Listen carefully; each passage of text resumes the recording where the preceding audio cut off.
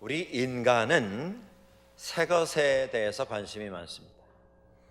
헌 것보다는 모든 면에 있어서 새 것을 더 선호합니다. 성경에 나오는 여러 가지 표현과 주제 가운데 새롭다, 새롭게 한다, 새 것이 되었다라고 하는 이런 말씀들이 여러 차례 등장을 합니다. 신구약 성경에 등장하는 여러 중요한 주제 가운데 사랑이라고 하는 단어, 아마 가장 많이 등장하는 단어가 아닌가 우리는 추측해 볼 수 있습니다. 어떤 율법 선생이 예수님께 나와서 질문을 던졌습니다. 선생님, 하나님의 말씀, 율법 여러 가지가 있겠는데 그 가운데 가장 큰 계명, 제1이 되는 계명이 무엇입니까?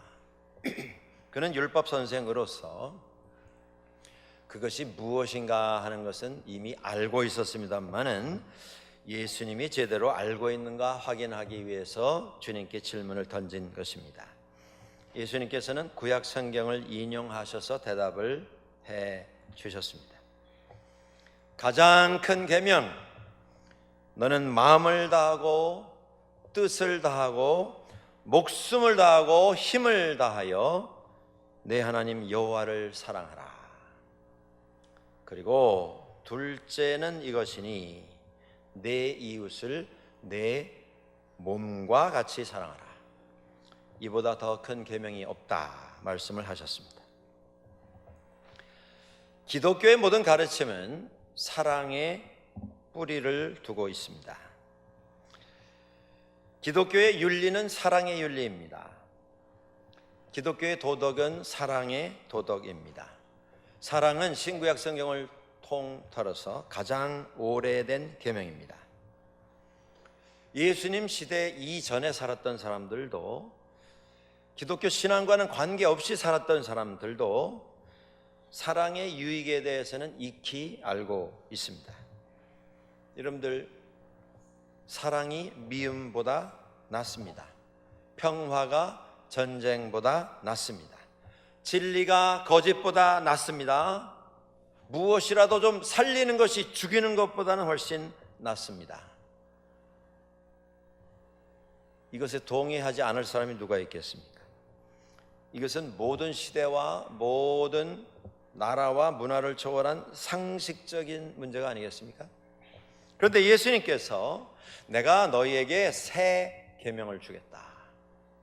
오늘 본문 말씀은 주님께서 십자가를 얼마 앞두신, 이제 얼마 있지 않아 십자가에 달려 죽으실 이런 시간을 준비하시는 그 시점에 제자들에게 주신 것입니다. 그의 사역에 거의 마렵에 오셔서 그가 제자들에게 내가 새 계명을 너에게 주겠다 말씀을 하시고 이어서 너희가 서로 사랑해라 이렇게 말씀하셨습니다. 만고의 진리가 아닙니까? 사랑이라고 하는 것이. 그런데 그 말씀을 다시 주시면서 새 계명이다. 이전에 수천 년, 숫자를 헤아릴 수 없이 긴 시간 사람들은 사랑에 대해서 이미 익히 알아왔는데 그것에 똑같은 말씀을 하시면서 새 계명이라고 이름을 붙이시는 이유는 무엇입니까? 왜 새 계명입니까? 인간 세계에 인간이 서로 주고받는 사랑, 인간이 살아가면서 보여주는 희생, 섬김, 이 모든 활동과 행동에 원칙이 있습니다. 과학자들이 근련에 들면서 열심히 연구하고 관찰하고 분석해서 여러 가지 새로운 이론과 더 깊은 내용들을 발표를 하는데 그것 가운데 흥미롭게 제가 접해본 내용이 있습니다. 그게 뭐냐면 이 세상에 살고 있는 모든 생명체, 곤충, 동물, 모든 생명체를 자세히 관찰하고 연구를 해보니 이전에 잘 몰랐던 것들을 발견하게 되었다라고 하는 그런 내용이었습니다. 그들이 예를 들은 것이 개미라고 하는 곤충입니다. 여러분, 개미는 집단 생활을 합니다. 그리고 그 개미들이 모여 사는 개미집에 개미가 아닌 다른 존재가 위협을 가하면 그 개미집에 함께 살던 모든 개미들이 쫓아나와서 방어를 합니다. 보호하려고, 자기 집을 보호하고 자기가 맡아가지고 있는 책임을 지키면서 여왕개미가 낳아놓은 개미 알을 지키기 위해서 목숨을 걸고 싸움을 시작합니다. 여러분, 그 개미 집에서 개미들이 나와서 이렇게 다툼을 하는 장면을 가끔은 보셨을 것입니다. 멋모르고 개미 굴로 들어갔던 다른 곤충이 공격받는 이런 모습도 여러 가지 영상 매체를 통해서 접해 보신 적이 있을 것입니다. 그런데 개미들은 자기가 살고 있는 집에 위협이 가해지게 될 때 쫓아나와서 목숨을 걸고 싸우는데, 그 목숨을 걸고 싸우는 순간 개미 중에 어떤 개미 한 마리도 갈등을 느끼는 개미가 없다는 것입니다. 내가 지금 이렇게 나가서 싸우면 내 뒤에 남은 내 가족은 어떻게 되는지, 내 개미 평생이 며칠이었는데 여기서 내 삶이 끝나는 것인지, 나가서 싸우는 게 과연 의미가 있는 것인지, 보람이 있는 것인지, 어느 한 마리도 그 수만 마리 개미 가운데 갈등을 느끼면서 고민하고 망설이는 개미가 없다는 것입니다. 그냥 파도처럼 몰려나가서 목숨을 걸고 싸웁니다. 그리고 많은 개미가 죽습니다. 그러나 후회하는 개미는 없습니다. 학자들에 의하면 그 이유는, 개미들은 마리수는 여러 되지만은 그 여러 마리의 개미가 다 한 마리 여왕 개미로부터 태어난 개미들입니다. 그렇기 때문에 개미 한 마리는 다 성격이 다르고 성향이 다른 독립체로 태어난 것이 아니고 복제된 똑같은 유전자를 가지고 태어난다고 합니다. 생각하는 게 똑같습니다. 어떤 사태에 반응하는 그 반응의 우선순위가 똑같습니다. 행동이 똑같습니다. 그리고 한 개미집에 사는 모든 개미는 옆에 있는 개미가 나라고 생각합니다. 왜냐하면 유전자를 똑같이 가지고 태어났기 때문에 삶을 나누어 가진 한 분신으로 살아가는 것입니다. 그러니까 어떤 위협이 가해지게 되면 남을 방어하는 게 아니고 나를 방어하기 위해서 함께 싸우는 것입니다. 여러분들, 개미가 목숨을 걸고 공동체를 위해서 희생하는 것이 아니라 자기 종족 보존을 위해서 본능적으로 반응하는 것입니다. 개미는 그렇게 지어졌기 때문에 그렇게 행동하는 것입니다. 조금 더 머리가 깨어있는 존재에 대해서 과학자들이 살피고 발표를 한 것이 있습니다. 그래서 동물계에서 제일 머리가 좋다고 하는 원숭이를 이분들이 연구를 했습니다. 그런데 그분들의 관찰에 의하면 원숭이들도 유전자가 있지 않겠습니까? 근데 원숭이들은 조금 다르게 반응을 합니다. 원숭이의 유전자는 상당히 복잡합니다. 원숭이가 가장 목숨을 걸고 위협에 대항하는 행동을 하는 때가 언제냐 하면 자기 자식이 생명의 위협을 받을 때입니다. 자기 새끼가 어떤 위험을 당할 때 부모인 원숭이는 자기 목숨을 상관하지 아니하고 그 위협 속에 뛰어들어서 목숨을 걸고 싸웁니다.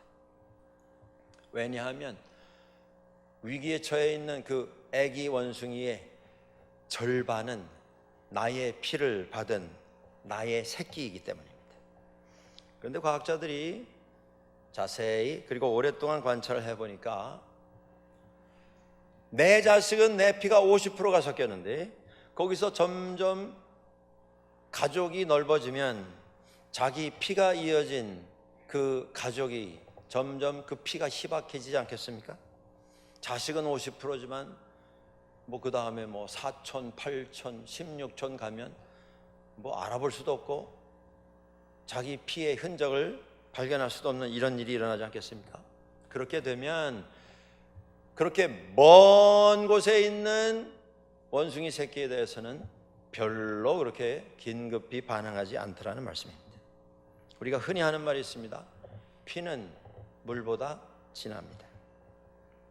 그런데 과학자들이 분석해 보니까 피는 물보다 진하지만 철저하게 그 피가 얼마나 나의 피를 포함하고 있느냐에 따라서 아주 냉정하게 반응하는 모습이 달라지더라는 것입니다. 여러분들, 동물의 사랑, 희생, 새끼를 살리기 위해서 몸을 던지는 그런 동물들의 모습을 우리가 많이 보았습니다. 그런데 이것을 분석을 해보니 결국 가지고 있는 유전자에 의해서 반응하는, 내 피를 이어받은 자식에 대한 동물적인 반응이었다라는 것입니다. 결론이 뭐냐면 동물계에 자기를 희생하고 자기의 것을 포기하는 그 행동은 결국 자기 중심적인 생각에서 비롯되었다라고 하는 그런 경우입니다. 혹 피로 연결이 되지 않은 동물 세계에서 서로 협력하고 서로 돌보고 서로 책임져주는 이런 행동을 하는 경우도 있는 것을 우리는 목격합니다. 그런데 그러면 그것은 유전자를 초월한 협력관계가 아닌가 생각할 수 있는데, 자세히 연구해 본 결과 이런 결과가 나와 있습니다. 저 개체가 나와는 피로 맺어지지 않은 제3자가 되는 저 동물이 나에게 유익을 가져다 주느냐 아니냐, 그 판단에 의해서 나와는 상관이 없지만 그 동물과 내가 좋은 관계를 만들 것인가 그렇지 않을 것인가가 결정된다고 하는 것입니다. 그러니까 동물 세계에는 두 가지 원칙이 모든 것을 지배하는 것을 우리가 알 수가 있습니다. 첫째는 유전자입니다. 나와 피로 맺어졌는가. 두 번째 원칙은 저 존재가 나에게 유익을 가져다 주는가, 저 존재가 나의 삶에 필요한 존재인가, 이해관계, 이익관계가 형성이 되는가. 이 두 가지에 의해서 동물들은 반응합니다. 그 이외에는 절대로 움직이지 않습니다. 위기를 당해도 먼저 피합니다. 위기를 당해서 적에게 목숨을 잃는 광경을 보아도 상관하지 않습니다. 뛰어들지 않습니다. 나와는 상관이 없기 때문에 그렇습니다. 그 중심에 나라고 하는 그 존재가 자리 잡고 있습니다. 그렇습니다. 동물 세계의 모든 희생, 모든 섬김, 자기 포기, 이것은 자기 중심적인 기준에서 비롯됩니다. 우리가 한 가지 더 이 부분을 살펴볼 필요가 있습니다. 그것은 뭐냐면 이 과학자들이 동물 세계에서 발견된 그들의 삶을 지배하는 이 원칙을 사람에게 적용을 해 본 것입니다. 여러분들, 우리 인간은 이 세계에 있는 그 어떤 존재보다도 자식 사랑에 있어서 특별한 존재들입니다. 자식을 위해서는 목숨도 내어줄 수 있으면 내어주고 싶은 심정이 부모의 심정입니다. 그러한 부모님들이 많이 계십니다. 그런데 과학자들의 분석에 의하면 그 자식 사랑 역시도 유전자가 주원인입니다. 내 피를 받은 내 자식이기에 내가 아끼고 내가 희생하고 싶은 것이지, 똑같은 어려운 상황에 있는 남의 자식을 위해서 목숨을 내어주는 사람은 찾기가 쉽지 않습니다. 물론 그렇지 않은 경우도 있습니다. 어떤 혈연 관계가 아닌, 이해 관계가 아닌 전혀 새로운 그 어떤 것을 위해서 목숨을 내걸고 희생을 하고 그것을 추진하기 위해서 노력하는 이런 일들도 근대에 와서 우리는 목격을 했습니다. 소위 그것이 이데올로기라고 하는 것입니다. 내가 추구하는 어떤 이념, 어떤 정치 형태, 내가 생각하는 이것이 삶의 진리이고 이것이 우리가 추구해야 할 삶의 목적이다라고 하는 그 어떤 이상, 철학, 우리는 근세기에 민주주의냐 공산주의냐 혹은 왕이 다스리는 왕정을 이어갈 것인가, 이것을 선택하면서 많은 사람들이 자신이 확신하는 이상적인 정치 체제를 위해서 목숨을 내거는 것을 우리는 보았습니다. 이것은 어떤 혈연 관계에 의해서 결정한 것이 아니지 않겠습니까? 그러나 그 역사가 계속 진행되는 것을 보면서 우리가 찾게 되는 결론은 무엇이냐 하면, 결국 이념이라고 하고 이데올로기라고 하고 신념이라고 하는 것을 추구하는 그 삶 속에서도 모든 것을 주장하는 기본 원칙은 별로 변하지 않았더라고 하는 그런 결론을 우리가 얻게 됩니다. 결국 혈연 관계입니다. 여러분, 어떤 정치 체제를 안정시키기 위해서 얼마나 많은 희생이, 얼마나 많은 고난이 따랐었습니까?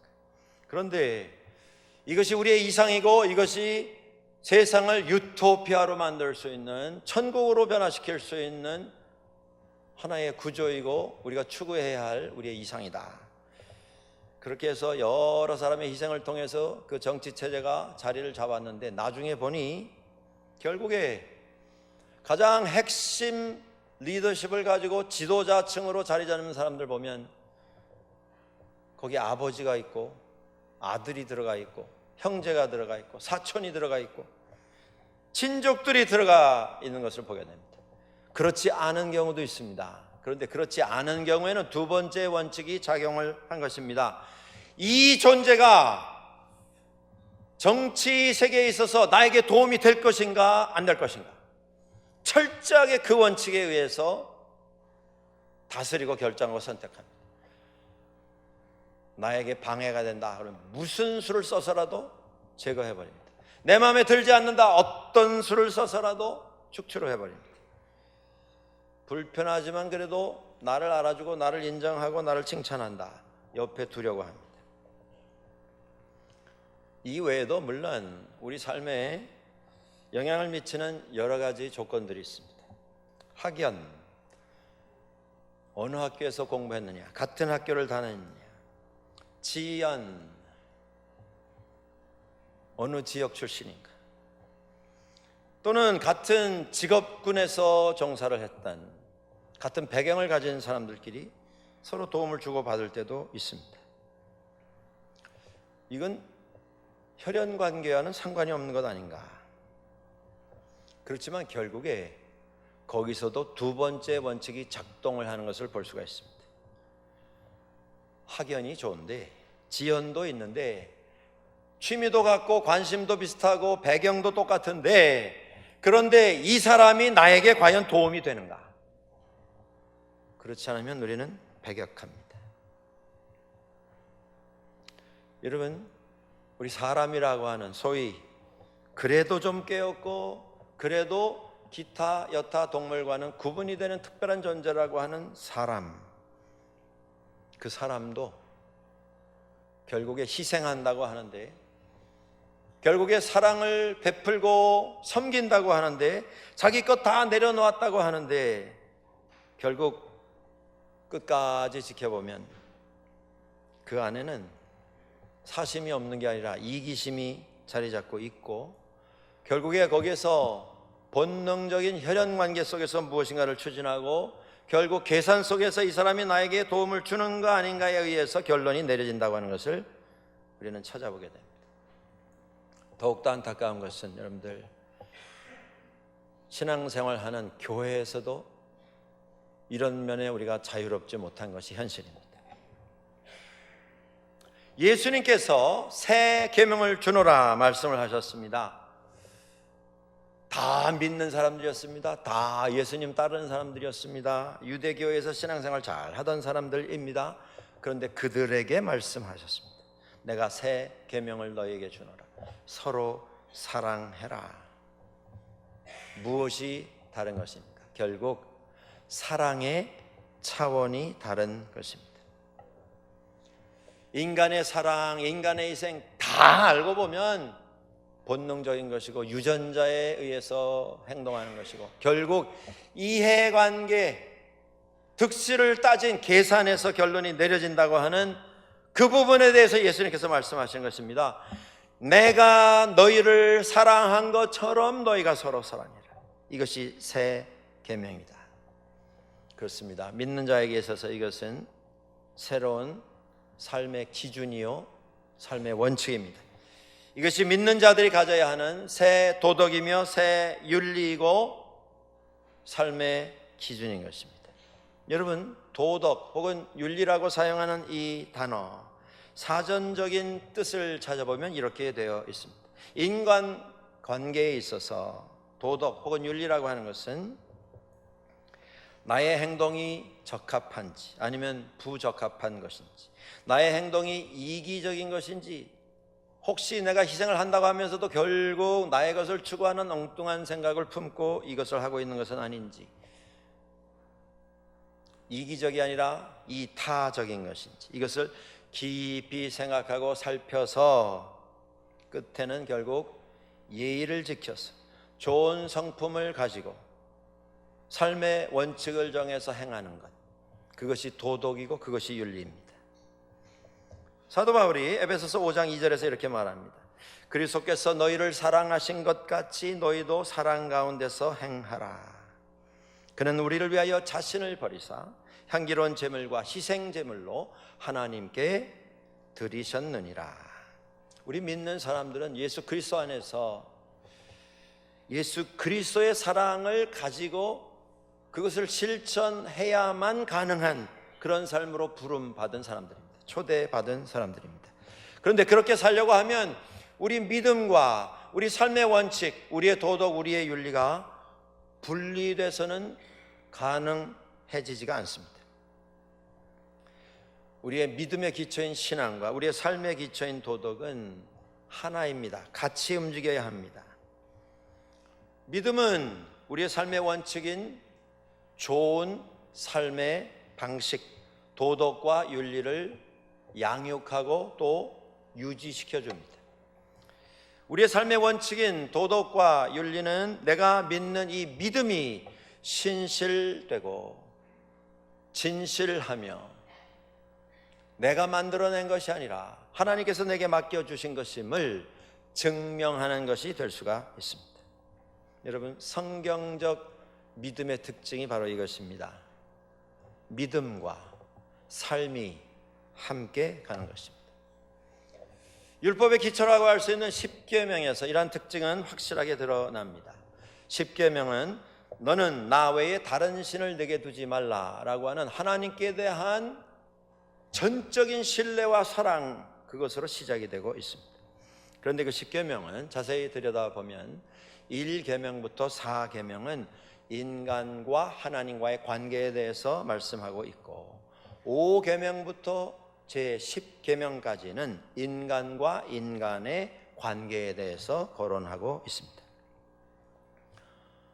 앞에 4가지 계명은 신앙에 관한 것이고 뒤에 6가지 계명은 도덕에 관한 것입니다. 예수님께서 이 점을 말씀하고 계신 것입니다.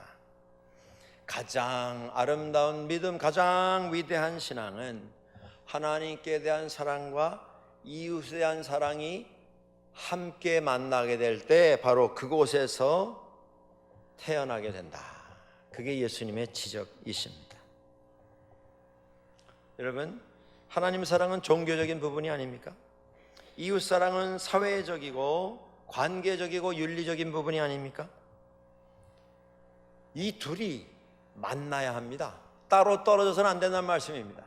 하나님 잘 믿는데 인간에 대해서는 관심도 없고 관계가 형편없는 것, 이건 뭔가 잘못된 신앙입니다.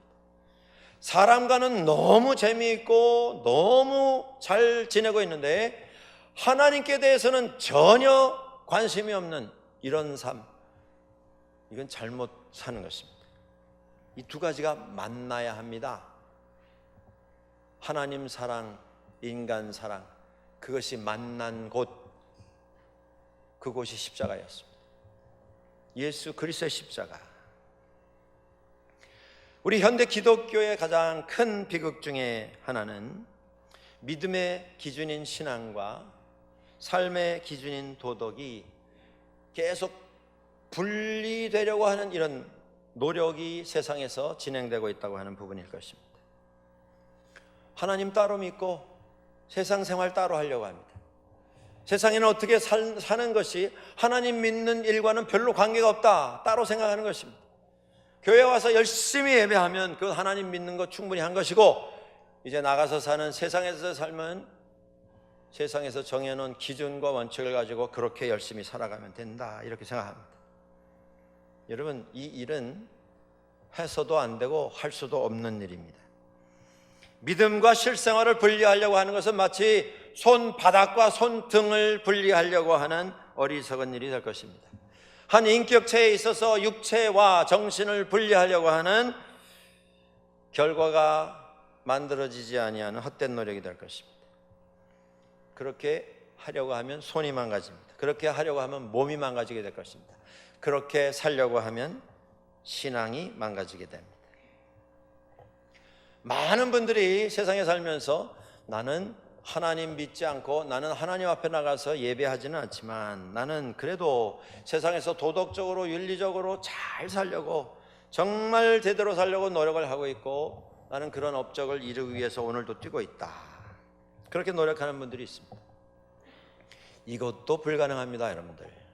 왜 그러냐 하면 인간이 가지는 도덕과 윤리는 하나님 사랑이라고 하는 믿음에 연결이 되어 있을 때에 그 믿음으로부터 필요한 힘과 지혜와 용기를 공급받을 수가 있습니다.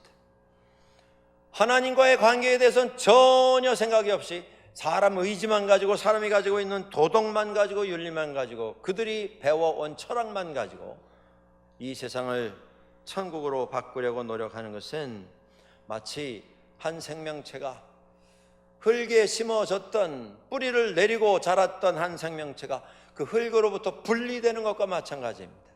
영양분이 공급이 되지 않습니다. 물이 그 생명체에 공급이 되지 않습니다. 어떤 일이 일어나겠습니까? 말라 죽을 수밖에 없습니다. 마치 전쟁터에서 전쟁을 이기기 위해서 출전을 했는데 그 전쟁을 진행하는 현장에서 전쟁터 한복판에서 자기 아군, 자기 편 군대와 아무 연락도 없이, 아무 지원이나 도움이나 어떤 관계 전혀 없이 혼자 전쟁터 한가운데 나가서 계속 싸우려고 노력하는 것과 똑같은 것입니다. 세상은 그렇게 만만하지 않습니다. 여러분, 의지가 부족해서 사람들이 배운 것이 모자라서 실패하는 것입니까? 정신력이 흐리멍텅해서 사람들이 넘어지는 것입니까? 사람의 힘만으로는 세상의 권세를 이길 수가 없습니다. 그렇게 만만하지 않습니다, 악의 세력은. 신앙을 떠나서 가지고 있는 모든 철학과 윤리와 도덕을 다 동원하고 양심과 의리와 좋은 의도를 다 동원한다 할지라도 그 싸움은 결국 지치고 피곤하고 굶주리고 목말라서 쓰러지는 싸움이 될 수밖에 없습니다. 분리돼서는 안 된다는 말씀입니다.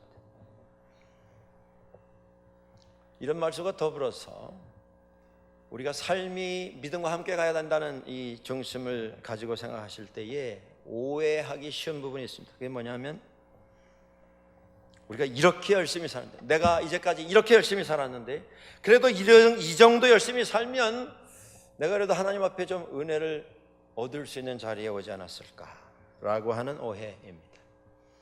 기독교의 철학과 윤리는 구원의 결과이지 구원의 원인은 될 수가 없습니다. 에베소서 2장 8절에 잘 아는 말씀, 우리 지난주일에도 한번 생각한 말씀인데 이런 말씀이 있습니다. 너희는 그 은혜에 의하여 믿음으로 말미암아 구원을 받았으니 by grace through faith. 은혜에 의하여 믿음으로 말미암아 구원을 받았으니 이것은 너희에게서 난 것이 아니요 하나님의 선물이라.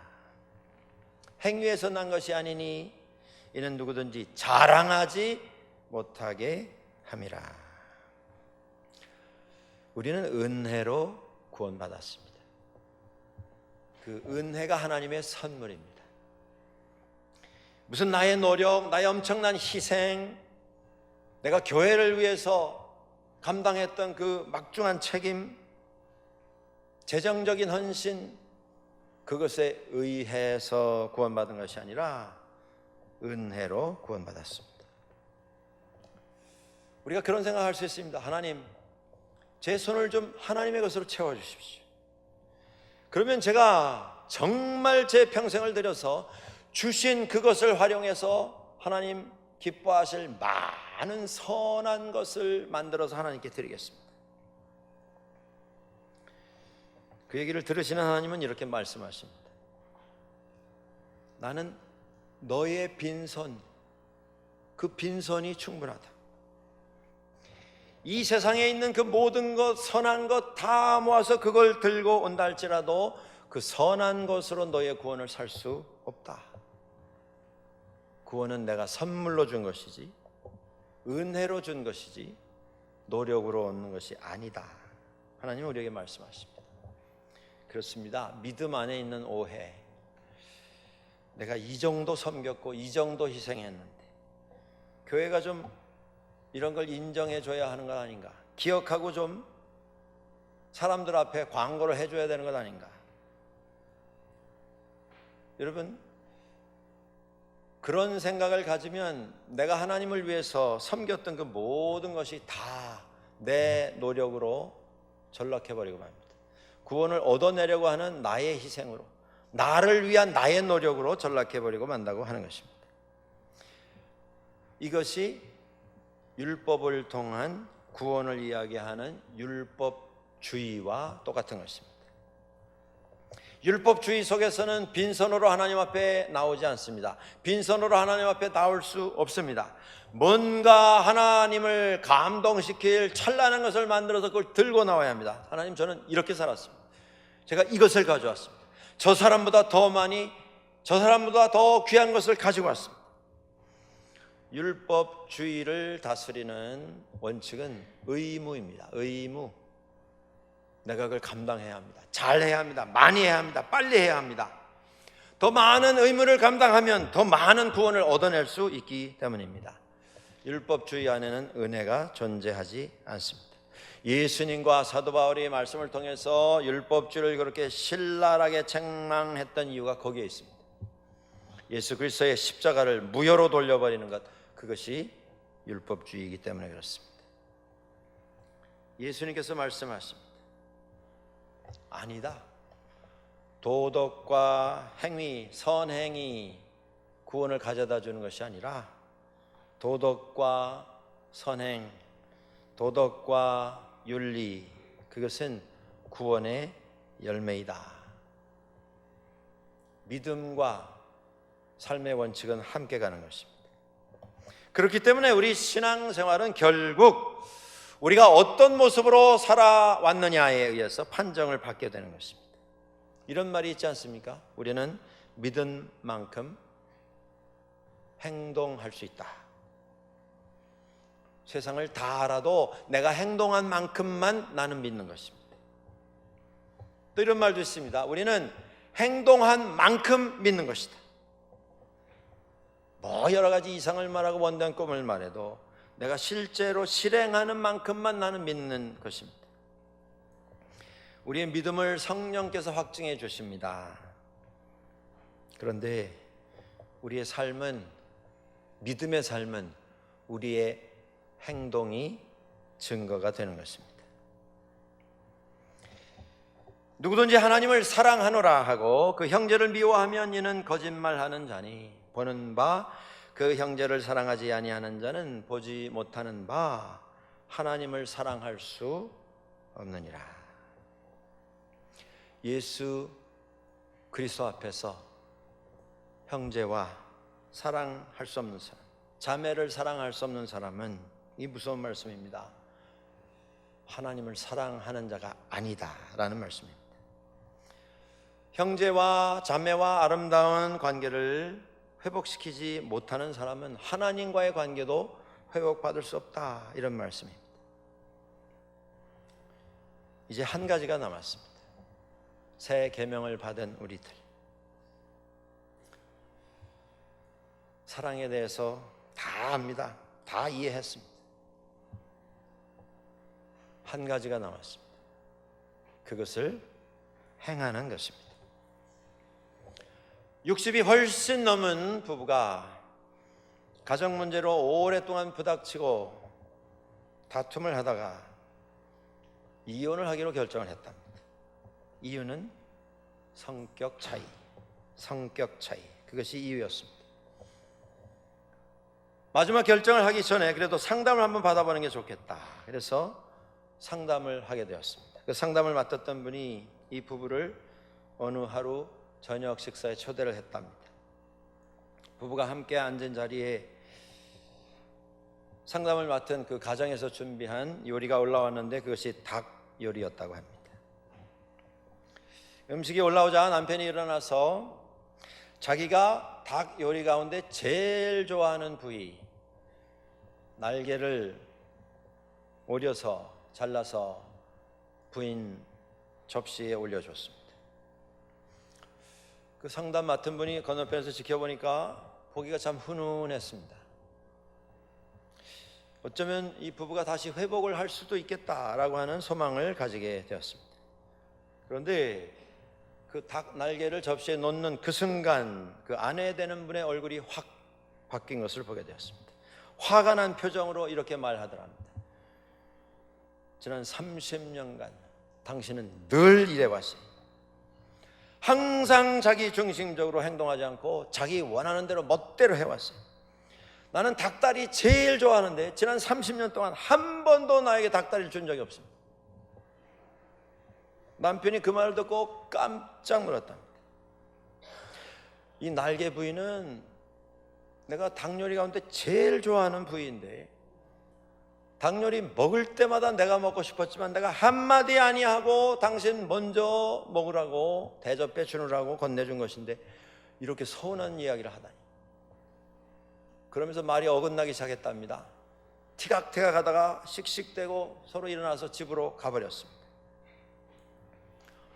우리 믿는 사람들이 똑같은 실수를 하고 있지 않은지 모르겠습니다. 사랑을 합니다. 사랑을 하려고 노력을 합니다. 시도도 합니다. 그런데 예수님께서 말씀하신 새 계명을 너에게 주노라. 내가 너희를 사랑한 것처럼 너희가 서로 사랑하라. 사랑을 하기는 하는데 대단히 유전자적인 차원에서 사랑하려고 하고, 대단히 이해관계를 따져서 사랑하려고 하고, 대단히 자기중심적으로 사랑하려고 합니다. 여러분, 사랑이란 무엇이겠습니까? 사랑은 저 사람에게는 이것이 필요할 것이다 라고 내가 판단하는 그것을 행하는 게 사랑이 아닙니다. 이것이 저 사람을 기쁘게 할 것이다 내가 결정해서 내가 행하는 것이 사랑이 아닙니다. 그걸 함으로 내가 기분 좋아집니다. 난 이만큼 했다. 그걸 행했기 때문에 나는 내 자신을 칭찬합니다. 내가 그래도 이번에도 희생했다. 이번에도 참았고, 이번에도 나는 원했지만 양보했고 내려놓았노라.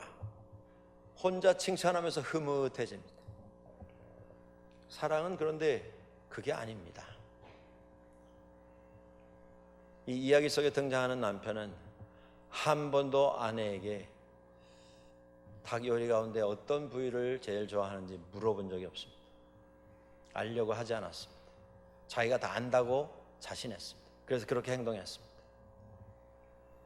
오늘 똑같은 실수가 우리들 가운데 반복되고 있지는 않은지 한번 점검을 해보시기 바랍니다. 저분이 무엇을 원하는가? 그걸 행하는 것입니다. 저분이 무엇을 필요로 하는가? 그걸 원하는 것입니다. 예수님께서 그것을 우리에게 보여주셨습니다. 내가 너희를 사랑한 것처럼. 그분은 우리를 위해서 오셨습니다. 나를 위해서 오셨습니다. 내가 필요로 하는 것을 나에게 주시기 위해서 십자가에 가셨습니다. 당신이 판단하시고 당신이 정하셔서 당신의 방식으로 진행하셨던 것이 아니라 나를 위해서, 나에게 주시기 위해서 자신의 것을 내려놓으셨습니다. 그게 사랑입니다.